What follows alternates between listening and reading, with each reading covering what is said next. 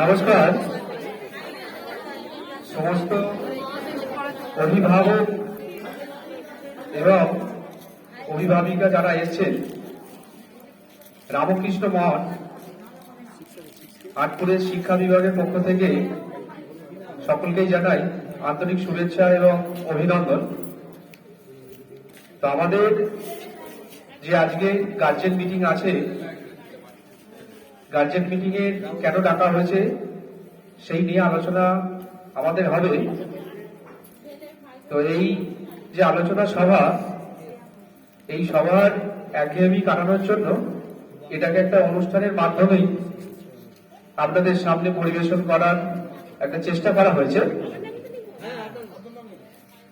তো আমরা এখন আমাদের এই আলোচনা সভার অনুষ্ঠান আমরা শুরু করব। প্রথমে বৈদিক মন্ত্র পাঠ করবে আমাদের এই শিক্ষা বিভাগের ছাত্র এবং ছাত্রী।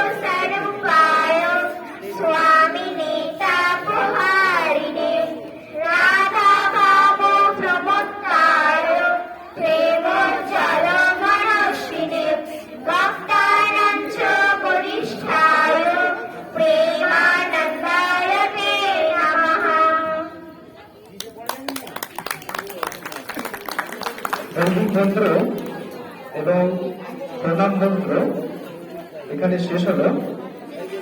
এরপর আপনাদের সামনে একটি সঙ্গীত পরিবেশিত হবে। পরিবেশন করবে রিম্পা সেন, বর্ণিতা হাজরা, অর্ণব ভৌমিক এবং সায়ন মালিক। আগুনের পরশমণি ছোঁয়াও প্রাণে, এ জীবন পূর্ণ করো, এ জীবন পূর্ণ করো, এ জীবন পূর্ণ করো, এ জীবন পূর্ণ করো।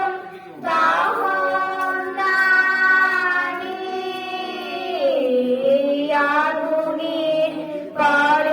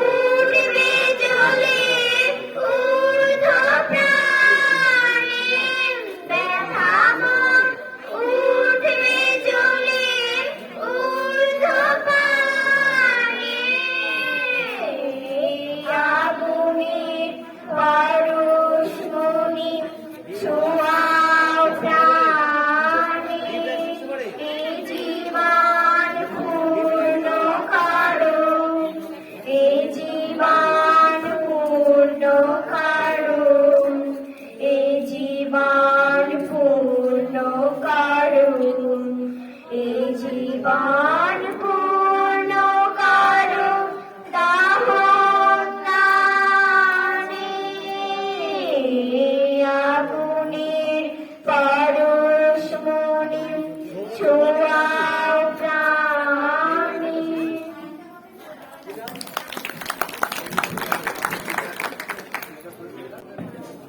আচ্ছা, এখন আজকে যে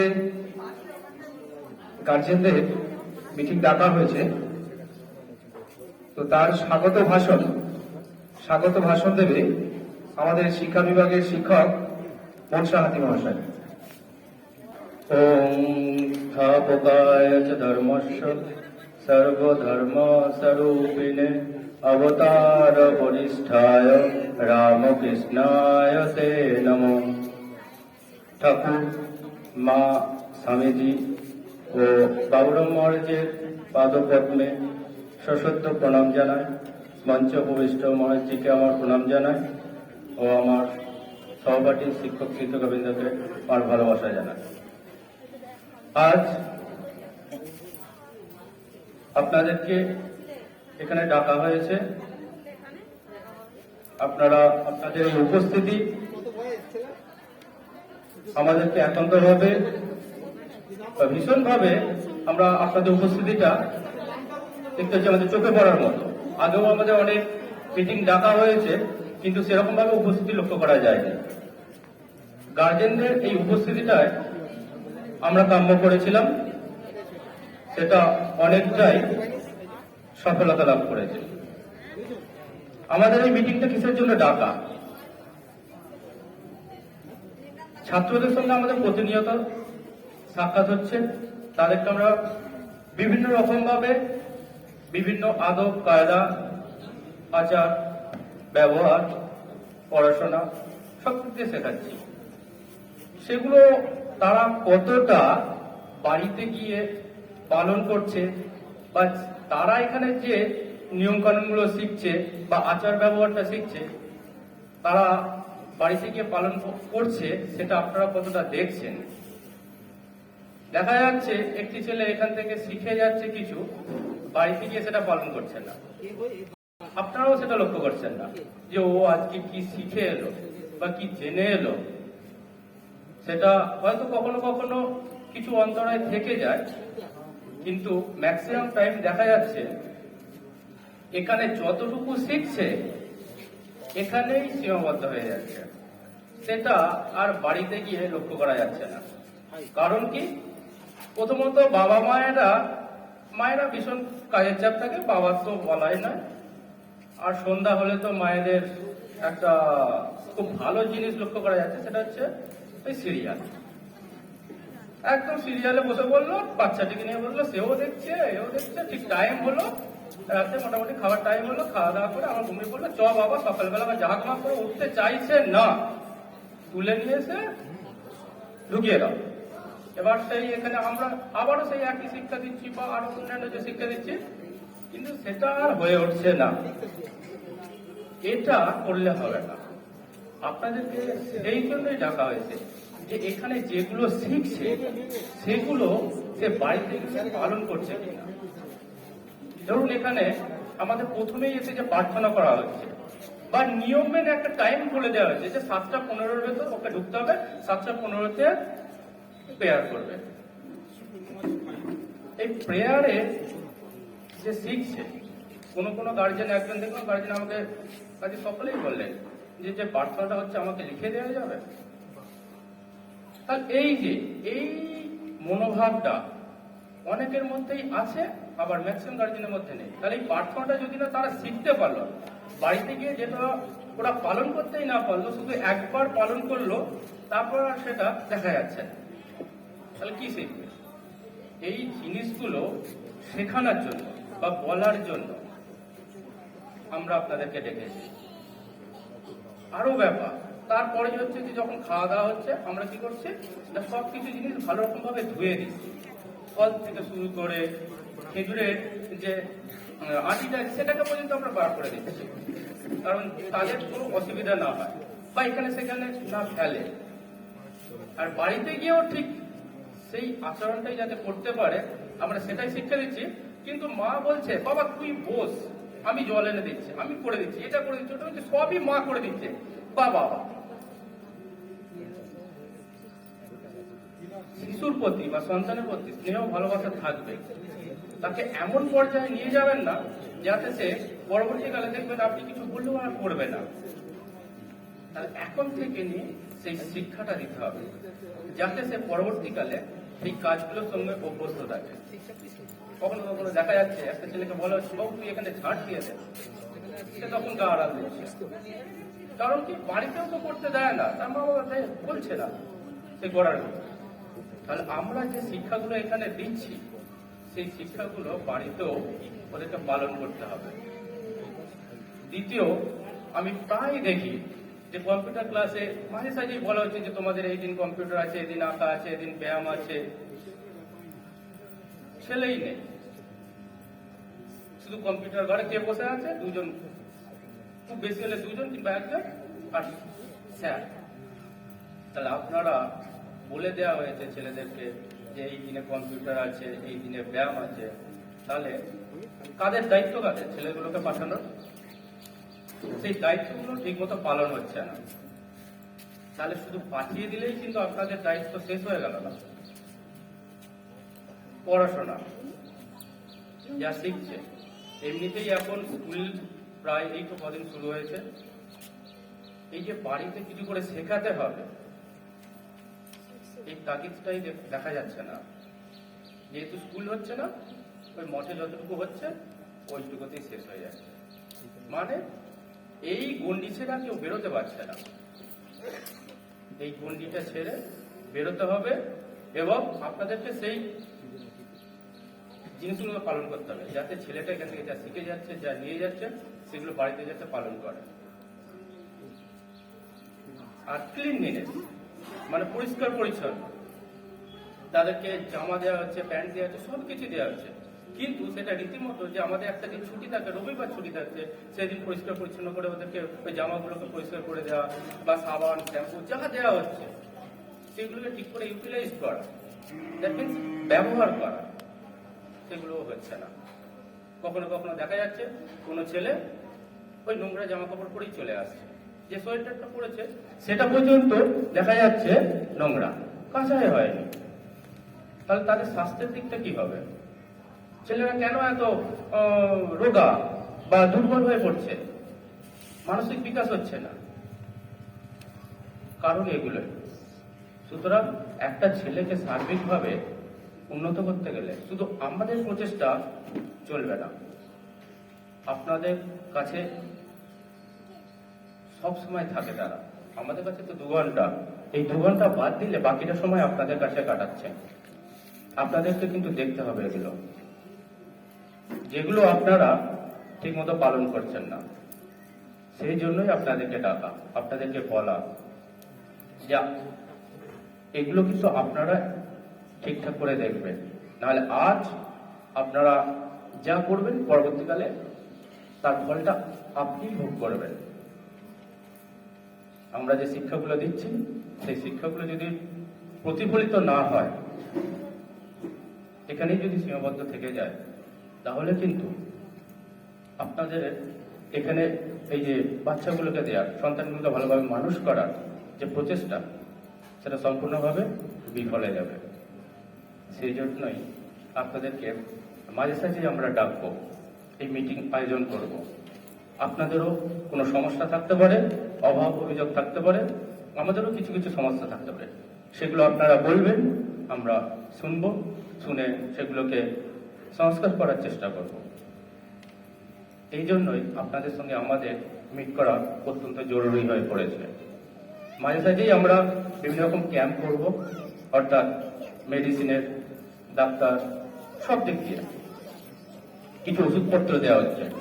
সেই ওষুধপত্রগুলো যাতে বাড়িতে ঠিক মতো খাওয়ানো যায় বাচ্চাগুলোকে, কৃমির ওষুধ থেকে শুরু করে বিভিন্ন রকম যা যা দেওয়া হচ্ছে, সেগুলো যদি ঠিক মতো দেওয়া যায় বা তাদের স্বাস্থ্যের দিকটা যদি ঠিক করে দেখা যায়, তাহলে আমরা পরবর্তীকালে একটা সুস্থ সমাজ গড়ে তুলতে পারব।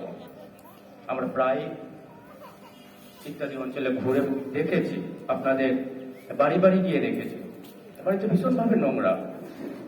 যেখানে ছাগল গরু বাঁধা আছে তার পাশেই হয়তো ছেলেটা ঘুরে বেড়াচ্ছে, খেলে বেড়াচ্ছে, আপনাদের ভ্রুক্ষেপ নেই যে ছেলেটি পড়ে গেছে, এখানে এটা ঘেটেছে ওটা ঘেটেছে, এসে হাত ধুয়ে দিই, তাকে পরিষ্কার পরিচ্ছন্ন করে আবার ঠিক সময় মতো বসিয়ে দিই কোথাও। না, সেরকম ভাবে দেখাই যায় না। তাহলে ওদের স্বাস্থ্যের উন্নতি হবে কি করে? এই জন্যই আপনাদেরকে ডাকা, এই কথাগুলোই আপনাদেরকে বলা বারংবার। আপনাদেরকে কানে কেন বলা হচ্ছে? একই কথা, একই জিনিস দীর্ঘদিন যাবৎ বলা হচ্ছে। কারণ এই একটাই, আপনারা সেগুলো ঠিকমতো পালন করছেন না।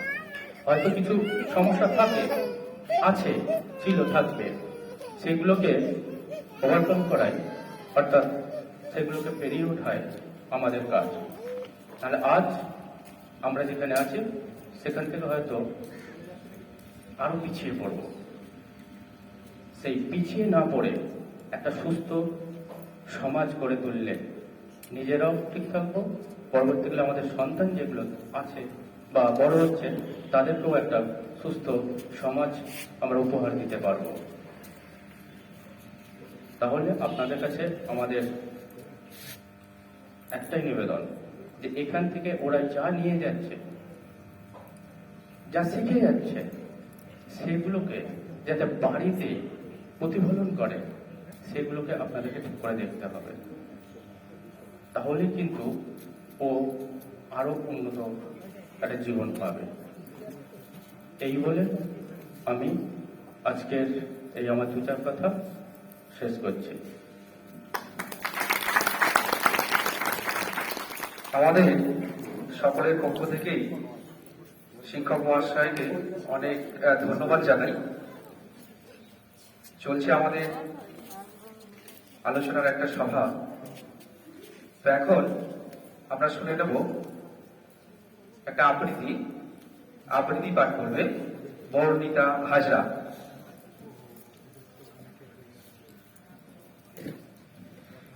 নমস্কার। ঠাকুর, মা, স্বামীজি ও বাবুরাম মহারাজের চরণে প্রণাম জানিয়ে শুরু করছি মা তোমার নামে। সুশীল মণ্ডল। মা তোমার নামে মৃত্যুকে এক পাশে সরিয়ে রাখি। মা তোমার নামে গাছে গাছে এত পাখি। মা তোমার নামে আকাশ দেখি এত নীল। মা তোমার নামে মানুষ আজও শুদ্ধশীল। মা তোমার নামে সারাদিন বিষাদ ঘিরে বৃষ্টি ঝরে। মা তোমার নামে শহর লড়াই রুখতে শঙ্খ ঘণ্টা ঘরে ঘরে। মা তোমার নামে চুকে গেছে আধারের আর্তনাদ। মা তোমার নামে মুখ লুকালো পার্থিব সকল স্বাদ। মা তোমার নামে আজও শুনি আকাশে দৈব বাণী। মা তোমার নামে এক হলো আল্লাহ ঈশ্বর জল পানি। মা তোমার নামে মানুষ পাপ করে পুজো পায়। মা তোমার নামে মাথায় রাখি বৃন্দাবনের কৃষ্ণ রায়। নমস্কার।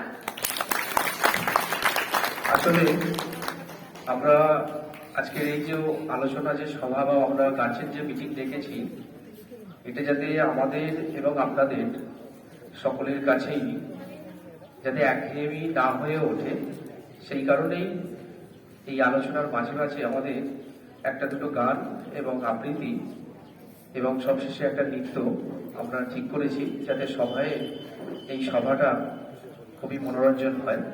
তো এখন আমরা আবারও চলে যাব আমাদের এই আলোচনা সভায়। এখন আপনাদের সামনে দু চার কথা আলোচনা করবেন আমাদের এই শিক্ষা বিভাগের শিক্ষক সুখদেব দাস মহাশয়। ওনাকে কিছু বলার জন্য আমরা আহ্বান এবং অনুরোধ দুই করছি। আপনি একটু আসুন সামনের দিকে। আমাদের মধ্যে আমরা পেয়েছি আজকে ডাক্তার সুদীপ্ত মুখার্জি মহাশয়কে। আজকে অভিভাবকদের সাথে আমাদের মিটিং হচ্ছে, বাচ্চাদের অবশ্যই লেখাপড়ার বিষয়ে আলোচনা হচ্ছে, তার সাথে সাথে আমাদের কিছু হেলথ অ্যাওয়ারনেস মানে স্বাস্থ্য সচেতনতার এই সম্পর্কেও কিছু আলোকপাত আমাদের ডাক্তারবাবু করবেন। সেই জন্য ওনাকে আমরা পেয়ে খুবই আনন্দিত, গর্বিত। তো উনি তো অবশ্যই কিছু বলবেন, সুখদেব বাবু আগে বলবেন, আর আপনারা মন দিয়ে শুনবেন। এই যে কথাগুলো আলোচনা হচ্ছে, আপনারা কতটা সৌভাগ্যবান জানেন না। এখন লেখাপড়া থেকে শুরু করে এই স্বাস্থ্য সচেতনতার বিষয়গুলো নিয়ে কোথাও কেউ বলে না। আমরা গ্রামবাসীরা সাধারণত ম্যাক্সিমাম ক্ষেত্রে দেখা যায় যে জানেই না কি করে বাচ্চাদেরকে লেখাপড়ায় সহযোগিতা করতে হয়, কিভাবে ওদের শরীর স্বাস্থ্য সম্পর্কে যত্ন নিতে হয়। অনেক ক্ষেত্রেই আমরা সাধারণত জানি না। এই যে আলোচনাগুলো হচ্ছে, বারে বারে একই কথা হয়তো আলোচনা হবে। এগুলো যদি আপনারা শোনেন, যতটুকু সম্ভব বাড়িতে যদি এগুলো কাজে লাগানো যায়, দেখবেন এর খুব পজিটিভ প্রভাব আছে। আমাদের যে বেলুর মঠে এরকম বহুবার বলে যে আপনারা গার্জেনদের ডেকে তাদের সাথে আলোচনা করুন, কথাবার্তা বলুন। এই আলোচনা হচ্ছে, আমরা তো বলছি, আপনারাও কিছু বলবেন। যদি আপনাদের পরে আপনাদের সুযোগ দেওয়া হবে, কিছু বক্তব্য থাকলে আপনারা বলবেন। কিন্তু এই জিনিসগুলো আয়োজন করতে বেলুর মঠও খুব বলে, কেন সাধারণত গ্রামবাসীদের সাথে এই পড়াশোনার বিষয়গুলো নিয়ে আলোচনা খুবই দরকার। তো যাই হোক, এবার আমি সুখদেব বাবুকে মাইকটি দিচ্ছি। সুখদেব বাবু আপনাদের বাচ্চাদের লেখাপড়ার বিষয়ে সংক্ষেপে কিছু আলোচনা করবেন, আপনারা মন দিয়ে শুনুন। নমস্কার।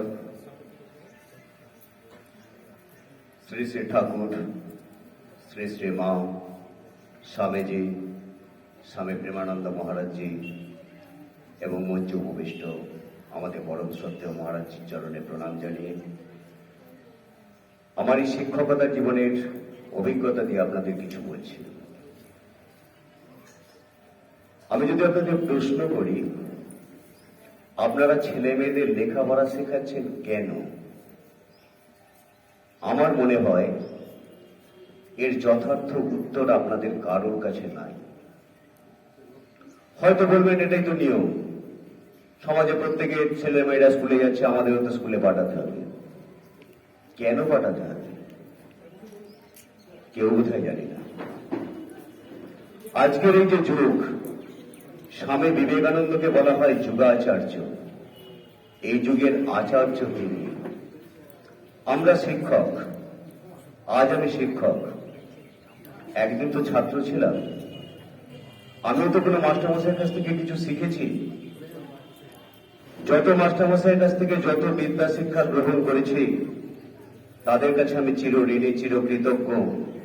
সর্বোপরি যার কাছে গোটা ভারতবর্ষ, সারা পৃথিবী কৃতজ্ঞ, চিরকৃতজ্ঞ, তিনি যা রসদ দিয়ে গেছেন মাত্র 39 বছর বয়সে, বোধহয় 39,000 বছর ধরে সে রসদ ফুরবে না। তিনি হলেন স্বামী বিবেকানন্দ। স্বামী বিবেকানন্দ শিক্ষার একটা সংজ্ঞা দিতে গিয়ে বলেছিলেন, শিক্ষাটা কি? আমি কি কাউকে পারি কাউকে কিছু শিখিয়ে দিতে? আমি কি পারি আমার ছেলেকে ইঞ্জিনিয়ার করতে, ডাক্তার করতে? না, পারি না। কোন শিক্ষক যদি বলে থাকেন যে আমি ওই ছেলেটাকে ডাক্তার করেছি, ইঞ্জিনিয়ার করেছি, আমি শিক্ষক হয়ে বলছি, তিনি ভুল কথা বলেছেন। তো শিক্ষার ডেফিনেশন দিতে গিয়ে স্বামীজি যে গল্পটা বলেছিলেন, আপনারা মন দিয়ে শুনুন, খুব ভালো লাগবে।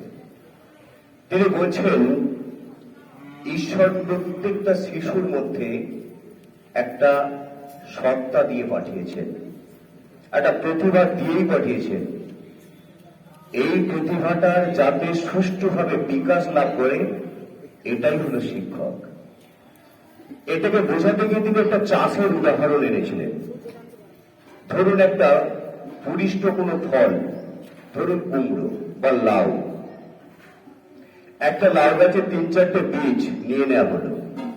ওই 4টে বীজই কিন্তু সমান প্রতিভা সম্পন্ন, কারণ ওই বীজগুলো সবই একটা লাউয়ের মধ্যে ছিল। এবার ওই 4টে বীজের মধ্যে একটা বীজকে আমি এখানে মেঝেতে ফেলে দিলাম, আর একটা বীজকে ওইখানে পাঁচিলের ধারে ফেলে দিলাম, আর একটা বীজকে খুব সুন্দর উর্বর দোআঁশ মাটিতে ভালো করে যেভাবে চাষ করতে হয় সেই সিস্টেম মেনে যখন জল দেওয়ার দরকার জল দিয়ে খুব সুন্দরভাবে চাষটা শুরু করলাম। রেজাল্ট কি হবে? যাকে আমি এখানে মেঝেতে ফেলে রেখেছিলাম তা থেকে অঙ্কুরই হলো না। যাকে পাঁচিলের ধারে ফেলে রেখেছিলাম সামান্য হয়তো অঙ্কুর বেরিয়েছে। আর যাকে উর্বর দোআঁশ মাটিতে পুঁতে দিয়েছিলাম, সময় মতো জল দিয়েছিলাম, সুন্দরভাবে একটা অঙ্কুরিত বীজ থেকে গাছ হচ্ছে। আর চাষি কি করলেন? যেই অঙ্কুরিত হলো চারিদিকে একটা বেড়া দিয়ে দিলেন যাতে গরু ছাগলে খেয়ে না নেয়। যখন গাছটার গোড়ায় জল শুকিয়ে যাচ্ছে গাছটার গোড়ায় জল দিয়ে দিচ্ছে। যখন একটু বড় হলো তাতে একটা কঞ্চি পুঁতে দিলেন যাতে ওই লতানে গাছটা জড়িয়ে জড়িয়ে উঠতে পারে। যখন গাছটা বড় হয়ে গেল তখন একটা মাচা বানিয়ে দিলেন যাতে ডালপালা বিস্তার করে শাখা প্রশাখা বিস্তার করে গাছটা সুন্দরভাবে বেড়ে উঠতে পারে। তারপর ওই গাছটা থেকে সুন্দর ফল ফলল। আর মাটির ধারে পাঁচিলের ধারে যে গাছটা ফেলে রেখেছিলাম সেটার কি দশা হলো? সেটা মরেও না আর বাড়েও না। তার মধ্যে যে প্রতিভা ছিল সে বিকশিত করেছে কিন্তু পরিবেশ পায়নি। আর এই মেঝেতে যে বীজটা ফেলে রেখেছিলাম সে কোনো পরিবেশই পেল না, তাই তা থেকে অঙ্কুরই হলো না। আমি দেখেছি এখানে, আমি বিভিন্ন জায়গায় ঘুরে দেখেছি অনেক ছাত্রের মধ্যে প্রতিভা আছে, কিন্তু খুব দুঃখের সঙ্গে জানাচ্ছি ওই পরিবেশটা না পাওয়ার জন্য নয়, বিকশিত হওয়ার সুযোগ সে পেল না। যদি পেত, এমন হাজার হাজার সন্তান আছে আমাদের ঘরে যারা কিন্তু ভারত রত্ন হতে পারে। তাই যা ভুল হয়ে গেছে তাকে তো আর ফিরিয়ে আনা যাবে না। কিন্তু আজকের এই কচি কাচারা যাদের মধ্যে আমরা এই প্রতিভাটা লক্ষ্য করেছি, খুঁজে পেয়েছি, আর যেন হারিয়ে না যায়। আমি এখানে শিক্ষকতা করতে এসেছি কেন? আমার জীবনের একটা ঘটনা, রামকৃষ্ণ মঠেরই ঘটনা, অনেকদিন আগের ঘটনা। 1985-86 এরকম সময়, অর্থাৎ আজ থেকে প্রায় 35-36 বছর আগেকার ঘটনা। তখন ওইখানে বিল্ডিং তখন হয়নি। অজিত মহারাজ বলে একজন মহারাজজি থাকতেন, আমি সংক্ষেপে বলছি। ওনার কাছে আমি প্রায়ই আসতাম। তো উনি আমাকে জিজ্ঞাসা করছিলেন, তখন আমার বয়স ছিল 20-21 বছর, সেই হিসাবে পড়াশোনার পর্ব শেষ করেছি, কলেজের পাঠ শেষ করেছি। আমাকে একদিন কৌতূহল করে মহারাজজি জিজ্ঞাসা করছিলাম, সুখদেব তুমি আমার কাছে আসো কেন? তুমি দেখো তোমার বয়সী ছেলেরা সব রকে বসে আড্ডা মারছে, ঠিক এই ভাষাটাই তুমি বলেছিলেন, তাহলে তুমি এখানে আসছো কেন? উত্তরে আমি বলেছিলাম, মহারাজজি আপনার কাছ থেকে ঠাকুরের কথা, মায়ের কথা, স্বামীজির কথা শুনতে আমার খুব ভালো লাগে। আমাকে বলেছিলেন তুমি হতে পারবে স্বামী বিবেকানন্দ, হতে পারবে নেতাজি সুভাষচন্দ্র। আমি থ হয়ে গেছিলাম, কোন উত্তর খুঁজে পাইনি। মহারাজের দিকে বিহ্বল দৃষ্টিতে তাকিয়েছিলাম, মুখে কোনো ভাষা ছিল না। মহারাজজি মৃদু হেসে বললেন, বুঝতে পারলেন না বোধ হয়? আমি বললাম, না মহারাজজি আপনার ভাষা আমি কিছু বুঝতে পারলাম না। কোথায় নেতাজি আর কোথায় আমি সামান্য একজন নগণ্য মানুষ। খুব সুন্দরভাবে বুঝিয়ে দিয়েছিলেন আমার হৃদয়ে সারা জীবনের জন্য অজিত মহারাজের এই গল্প আমার রেখাপাত করে আছে। আমাকে বললেন চলো বলেই পুকুর ধারে ডেকে নিয়ে গেলেন। ডেকে নিয়ে গিয়ে বললেন একটা ঢিল কুড়িয়ে নিয়ে এসো। আমরা একটা ঢিল কুড়িয়ে নিয়ে গেলাম, বললে জলে ছুঁড়ে ফেলে দাও। আমি জলে ছুঁড়ে ফেলে দিলাম। বললে কি দেখছো? দেখবে পুকুরের জলে যদি একটা ঢিল করে একটা হালকা গোল হয়ে ঢেউ ওঠে না, ঢেউটা আস্তে আস্তে মিলিয়ে যায়, দেখেছেন তো? পুকুরের জলে যদি ঢিল করে কি হয়? বললেন এবার একটা গোটা ইট নিয়ে এসো। ইটটাকে এরকম করে 2-4 দূরে যতটা পারো দূরে ছুঁড়ে ফেলে দাও জলের মাঝখানে। বললেন কি দেখছো? আমরা মহারাজজি একটা বড় ঢেউ উঠেছে, ওই ঢেউটা যে তীর পর্যন্ত এসে পৌঁছাচ্ছে, ওই ঢেউটা যে তীরে এসে আঘাত লাগছে আমি বুঝতে পারছি। ঢেউটা বেশ বড় হয়ে উঠেছে। পুকুরের পাড়ে একটা তাল গাছ ছিল। বললেন আচ্ছা কোনো কারণে যদি তাল গাছটা হঠাৎ জলে ভেঙে পড়ে যায় তাহলে কি হবে? আমরা মহারাজ তারা জল উথাল পাথাল করবে, গোটা পুকুরে জল আন্দোলিত হবে। মহারাজজি সস্নেহে আমাকে ডেকে বলেছিলেন, ওই তাল গাছটা হচ্ছে বিবেকানন্দ। তিনি সারা পৃথিবীকে নাড়িয়ে দিয়েছিলেন। আর এটা হলো নেতাজি সুভাষচন্দ্র। তিনি সারা পৃথিবীটাকে না নাড়ালেও গোটা ভারতবর্ষটাকে নাড়িয়ে দিয়েছিলেন। ব্রিটিশ সরকারের ফ্লেগকে তিনি নাড়িয়ে দিয়েছিলেন, ইংরেজ সরকারের ঘুম তিনি কেড়ে নিয়েছিলেন। তুমি কি পারো না ওই ছোট্ট ঢিলটার মতো তোমার মধ্যে যে প্রতিভা আছে তা কিছু লোকের মধ্যে বিলিয়ে দিতে, একটুখানি তোমার আশপাশটাকে নাড়িয়ে দিতে? আমি সেই কাজে ব্রত হয়েছি। আমার মধ্যে বিশেষ কিছু জ্ঞান আছে কিনা আমি জানি না। আমি চেষ্টা করছি আমার মধ্যে ঈশ্বর আমাকে যে বিদ্যা বুদ্ধি দিয়েছেন তা যেন আমি সকলের মধ্যে বিলিয়ে দিতে পারি, তাতেই আমার আনন্দ। আজ একটু আগে যে আমাদের মাননীয় মনসাবাবু কিছু বক্তব্য রাখলেন, জানি না এই বক্তব্য কতজনের ভালো লেগেছে বা খারাপ লেগেছে। দেখুন, ওষুধ তিক্ত হলেও তা যদি সেবন করা যায়, হজম করা যায়, তাহলে কিন্তু রোগ সারে। আমি নিজের অভিজ্ঞতা দিয়ে বলছি, যে সন্তানগুলো এখানে পড়তে আসে তারা কারা? আপনাদেরই তো বাড়ির সন্তান। আমি বিবেকানন্দের কথা বাদ দিলাম, তিনি গোটা ভারতবর্ষের স্বপ্ন দেখেছিলেন। গোটা ভারতবর্ষের উন্নয়নের জন্য তার ঘুম চলে গিয়েছিল। একটু পড়ুন না বিবেকানন্দকে, একটু জানুন না বিবেকানন্দকে।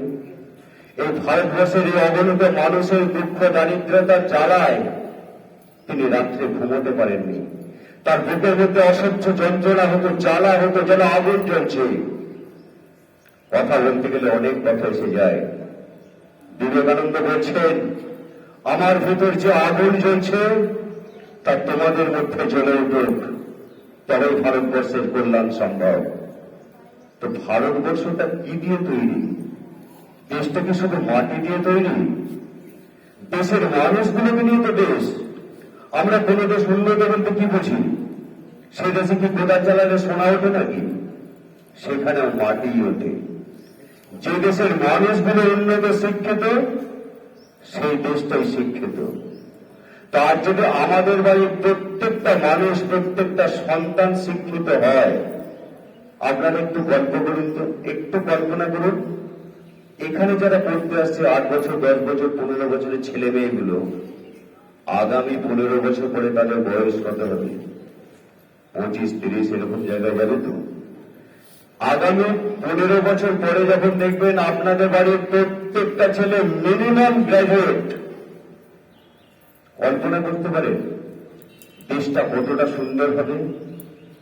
কেন শেখার দরকার?